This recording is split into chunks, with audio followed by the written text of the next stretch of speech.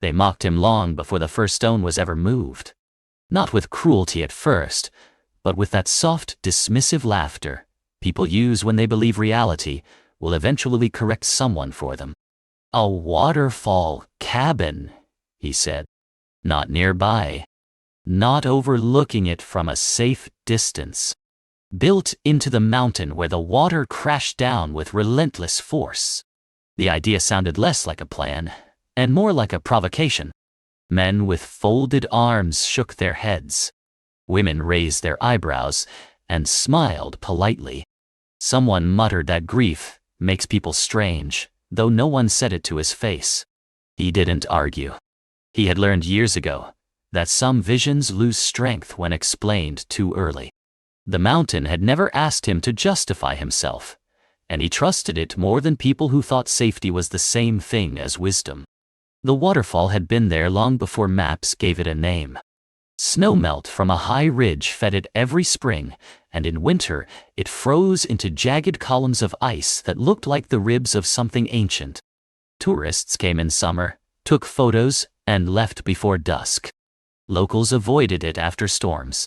They said the mountain shifted, that the rock groaned when the weather turned, that the water chose new paths without warning. To them it was something to admire briefly, not something to live beside. The first time he stood beneath it, years before the idea of a cabin had words, he felt smaller than he ever had and strangely lighter because of it. The sound erased his internal noise. The waterfall didn't care who he was, what he had failed at, or what he was supposed to become next. It simply fell. That honesty felt rare. He had lost his wife 2 winters earlier. Not to the mountain, not to anything dramatic. An illness that arrived quietly and stayed. Hospitals were full of rules and schedules and false reassurances. The mountain had none of that. It didn't promise comfort. It promised reality. And after months of pretending to be strong for everyone else, that felt like relief. When he finally said the idea out loud, the laughter sharpened. Engineers told him the water pressure alone would destroy any structure. Friends warned him that grief makes people reckless. A distant cousin sent him an article about a hiker crushed by a rock fall in the same region decades ago. Online strangers were worse. They called him arrogant, stupid, suicidal. Some said he was trying to prove something to a dead woman. That one stung more than the rest, but he still didn't respond. He didn't see the cabin as a challenge to the mountain. That was the difference. No one understood. He saw it as a conversation. For nearly a year, he didn't build anything. He watched. He camped nearby through seasons, taking notes the way other people kept journals. He measured how the water split when it hit certain outcroppings. He noted which parts of the cliff stayed dry even during floods. He listened at night, learning the difference between harmless creaks and the deeper, heavier sounds that meant movement. He learned when the mountain slept and when it shifted in its rest. The design changed dozens of times before the first foundation anchor was drilled. Flat walls became angled surfaces. Rigid corners became curves. Traditional roofing disappeared entirely, replaced by overlapping layers that guided water away instead of resisting it. The cabin wouldn't block the waterfall. It would let it pass, the way a seasoned hiker steps aside for something larger. The contractor he eventually hired almost walked away after the first site visit. He stared at the rock face and the falling water and said no building code had prepared him for this. They talked for hours. Not about ambition, not about beauty, but about force, pressure, redirection. In the end, curiosity won. The kind that whispers maybe instead of shouting impossible. Construction was slow, painfully slow. Every step was tested, reconsidered, tested again. The anchors went deep into the mountain, far deeper than standard practice. Not because the mountain needed to be held down, but because the cabin needed to be held in place when everything around it moved. The glass was custom made, layered and curved, designed to flex slightly under pressure without cracking. It cost more than anyone thought was reasonable. He paid anyway. People came to watch. At first out of concern, then out of amusement. Someone brought a folding chair and joked about selling tickets for when it collapsed. Another filmed short clips for social media, narrating sarcastically about the dumbest cabin ever built. He ignored them all. Every evening, when the tools were packed away and the watchers left, he stayed.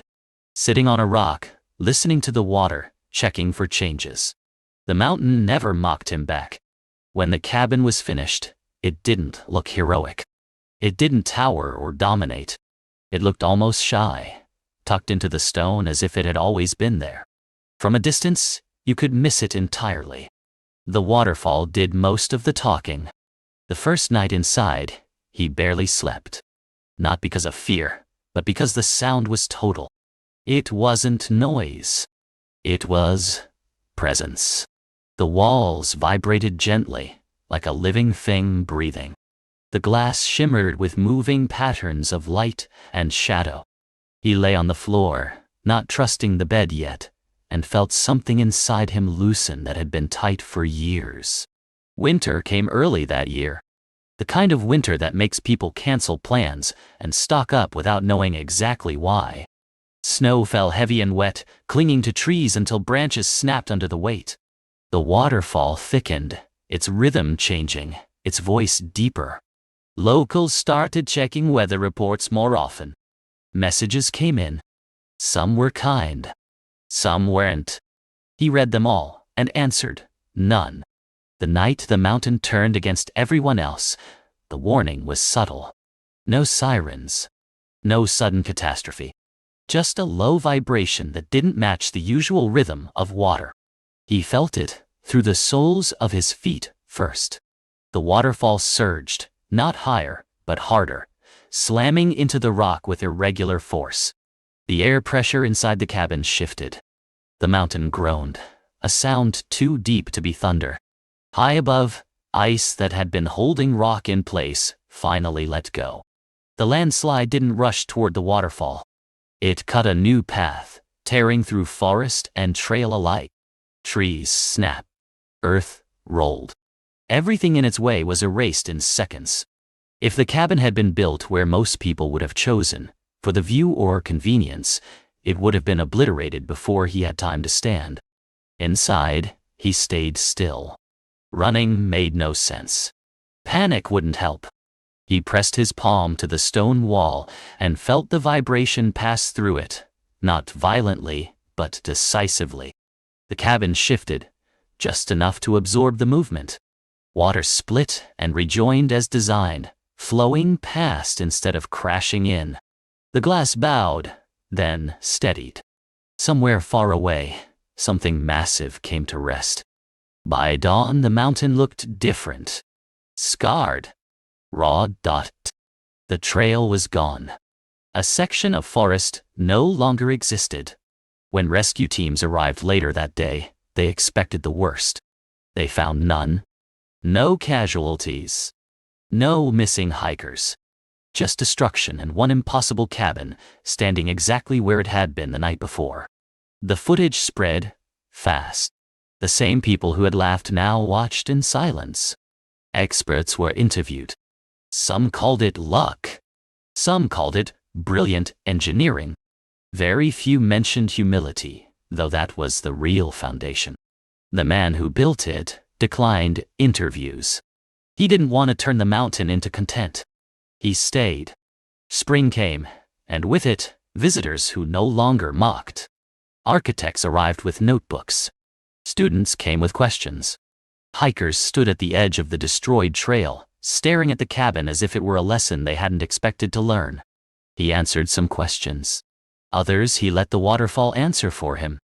At night, when the mist coated the windows and the mountain settled into its slower rhythms, he thought of his wife. Not with pain anymore, but with a quiet understanding. She would have liked this place. She always said strength wasn't about standing still. It was about knowing when to move. The mountain never apologized for what it did. It never promised, not to do it again. And that was fine. The cabin wasn't built for certainty. It was built for change. People stopped mocking impossible ideas after that. At least for a while. But the mountain didn't care about their lessons. It continued to shift, to fall, to freeze, and melt and reshape itself. The cabin remained, not because it was stronger than the mountain, but because it listened. And in the end, that was the part no one could copy. Not the glass, not the anchors, not the angles. The listening. The attention faded slowly, the way echoes do in a deep valley. For a few weeks, strangers arrived daily. Some came with cameras, some with measuring tools, some with nothing but disbelief. They stood where the trail used to be, and stared at the mountain like it had betrayed them by sparing something they were sure would fail. Eventually, the novelty wore off. News cycles moved on. People found a new impossible thing to argue about. The mountain remained. He liked it better when it was quiet again. Life in the cabin settled into a rhythm that felt older than routine, older than habit. Mornings began before the sun crested the ridge. Not because of an alarm, but because the waterfall subtly changed its voice when the night loosened its grip. The sound softened just enough to signal that light was coming. He would sit with a cup of coffee, steam mixing with mist, watching the water rush past the glass inches from his face. Not separated from it, not dominating it. Just adjacent. Present. Some days, the mountain felt still, almost asleep. Other days, it reminded him that stillness was an illusion humans invented to feel safe. Rocks shifted. Water chose slightly different paths. Trees creaked in ways that made the air feel tense. Those days, he didn't panic. He checked the anchors, walked the interior, felt the vibrations through the floor. The cabin responded the way it was meant to. Flexing. Yielding. Staying. Letters started arriving. Actual letters, handwritten, forwarded from an address he rarely used anymore. People told him about their own impossible ideas. A woman who wanted to build a floating library in a flood-prone village. A man who dreamed of restoring a collapsing lighthouse everyone said was beyond saving. A teenager who wanted to study volcanology, despite growing up in a town that had lost people to an eruption years earlier. They didn't ask for instructions. They asked how he knew. He never answered with blueprints or equations. He told them about listening, about spending time without acting, about learning the difference between fear and warning. Most of them probably wanted something more concrete. Some wrote back anyway, saying it helped more than they expected. One afternoon in late spring, a storm rolled in faster than forecast. Clouds gathered low and heavy, the kind that press down on your chest before the rain even starts. The waterfall swelled within minutes, its edges blurring into a single wall of moving water. Inside the cabin, the air cooled sharply. He closed the interior shutters not because he was afraid, but because he respected what was coming. The storm hit hard. Rain fell in sheets, joining the waterfall in a roar that erased everything else. Thunder cracked overhead, sharp and immediate, not distant. The mountain answered with its own sounds, deep and resonant. He sat on the floor, back against the stone, feeling the cabin move just enough to remind him it was alive in its own way. For the first time since the landslide, doubt flickered. Not about the design, but about himself. He wondered if staying was stubbornness disguised as philosophy. If grief had carved this path deeper than wisdom ever could. The thought didn't grow. The mountain didn't let it. Another surge passed. The cabin held. The doubt drained away with the water. After the storm, he found a section of rock near the waterfall that had shifted slightly, opening a new crack. He marked it, not to fix it, but to remember it. Change always leaves a trace.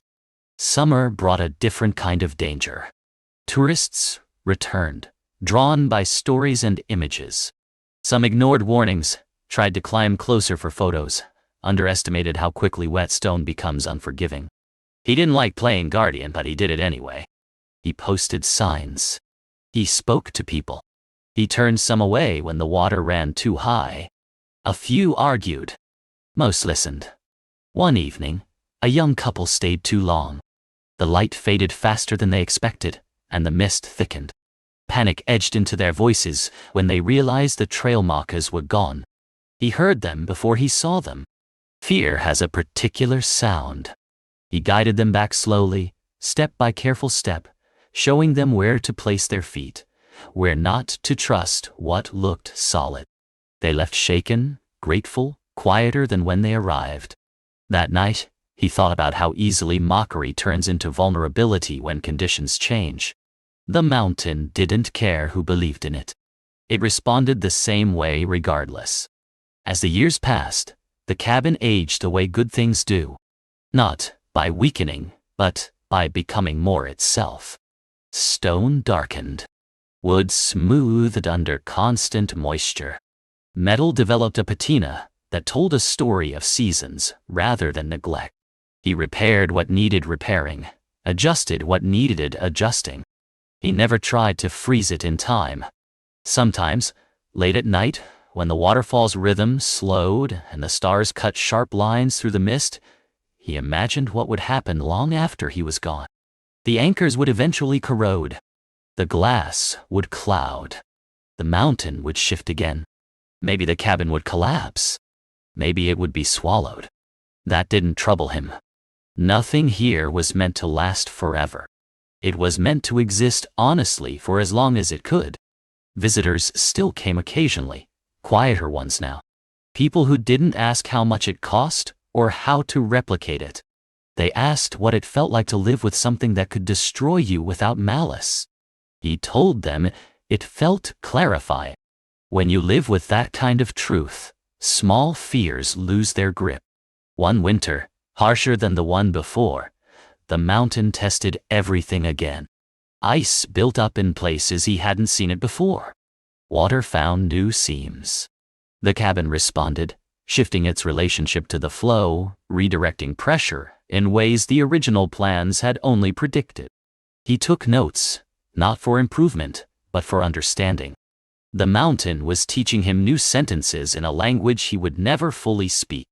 There were moments of loneliness. He didn't pretend otherwise. Storms isolate. Snow buries sound. Weeks passed without seeing another human face. But loneliness here felt different from the kind he had known before. It wasn't the absence of people. It was the presence of something vast that didn't require him to perform. On the anniversary of his wife's death, he placed a small stone on a ledge near the waterfall. Not as a marker, not as a ritual, just an acknowledgement. Water rushed past it, indifferent. He found comfort in that too. Years later, a group of engineers requested permission to study the site officially. Climate adaptation, they said. Resilient design. Learning how to build with forces instead of against them. He agreed with conditions. No branding. No spectacle. Just observation. They stayed for weeks, measuring, documenting, arguing quietly among themselves. When they left, they thanked him, and the mountain, in equal measure. He knew the lesson would be simplified once it left this place. It always is. People like rules. Chow. Do this angle. Use this material. Anchor this deep. But the real lesson resists instruction. You can't copy attention. You can't replicate patience. You can't mass-produce humility. One night, long after the engineers were gone, the mountain shifted again. Smaller this time. A reminder, not a warning. He smiled into the sound of water and stone. The cabin answered as it always did, adjusting without complaint. Somewhere far away, someone was laughing at an idea that hadn't proven itself yet. Somewhere else, someone was standing quietly, listening before acting. The mountain didn't choose sides. It never had.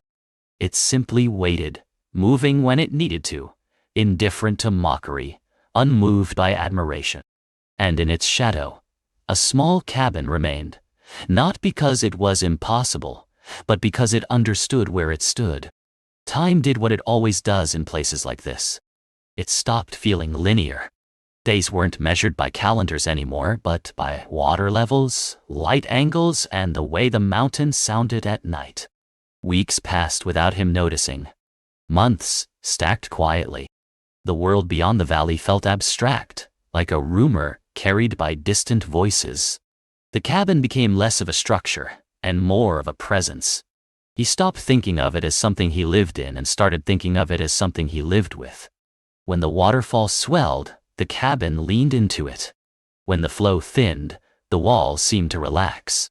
It wasn't imagination. Materials respond. But everything responds. Humans just forget to listen. One late afternoon, an older man arrived alone, walking carefully where the old trail had once been. He moved slowly, not because he was weak, but because he respected the ground. He didn't carry a camera. He didn't ask questions right away. He stood for a long time, watching the water slide past the glass. When he finally spoke, his voice was calm. He said he had spent 40 years designing dams. He explained how his work was about stopping water, forcing it into obedience, calculating its anger when it was restrained. He said he had watched concrete fail, watched pressure find its way through hairline cracks that no one thought mattered. He admitted, quietly, that seeing the cabin unsettled him more than any collapse he'd ever witnessed. They talked until the light faded. Not about techniques, but about philosophy. About how humans learned control before they learned cooperation. About how ego often disguised itself as safety. When the man left, he didn't shake hands. He simply nodded, the way you do when something has shifted internally, and words would only cheapen it. After that, the questions changed. Fewer people asked how it was built. More asked how it felt to trust something that could erase you without warning. He never answered the same way twice because the answer wasn't fixed. Some days it felt peaceful. Some days it felt terrifying. Most days it felt honest. One summer brought drought. The waterfall thinned to a skeleton of itself, its roar replaced by a hollow echo. Moss yellowed. Stone cracked under dry heat. People assumed this was the mountain going quiet, resting. He knew better. Absence is also a kind of movement. When the rains returned, they came violently. The dry ground couldn't absorb them. Water raced over stone, chaotic and sharp. The first surge hit harder than any before, slamming into the redirected channels with unfamiliar force. For a moment, the cabin reacted more sharply than usual. A reminder that adaptation is never finished. That night, a smaller failure occurred. Not catastrophic. A section of outer cladding loosened, rattling loudly in the wind. He didn't panic. He waited until the surge passed, then stepped out carefully, tethered, moving with the caution of someone who knows the difference between bravery and foolishness. He secured it, not to make the cabin stronger, but to restore its ability to move correctly. Inside, soaked and tired, he laughed quietly to himself. Not at the mountain. At the idea that survival ever meant perfection. Stories continued to spread, though he rarely heard them directly. Some versions painted him as a genius, others as a madman who got lucky. He knew both were wrong. Genius implies certainty. Luck implies randomness. This place ran on neither. One evening, a storm knocked out the small communication relay he used for emergencies. Days passed without connection. For most people, that would have been terrifying. For him, it was simply quieter. He fixed it eventually, methodically, but part of him missed the silence. In that silence, memories surfaced more often. Not sharp ones, soft ones. His wife laughing at how seriously he took small things. The way she used to say that permanence was overrated. He realized she had been teaching him this long before the mountain ever did. Another winter arrived, colder than expected. Ice formed inside crevices he hadn't seen before. The waterfall froze in sections, then shattered under its own weight. Ice struck the glass hard enough to leave faint scars. Not cracks. Marks. Tied to you. Evidence. He left them there. Late one night, a distant rumble rolled through the valley, deeper than thunder. He recognized it instantly. Not danger yet, but preparation. The mountain adjusting load. He stayed awake, not out of fear, but attentiveness.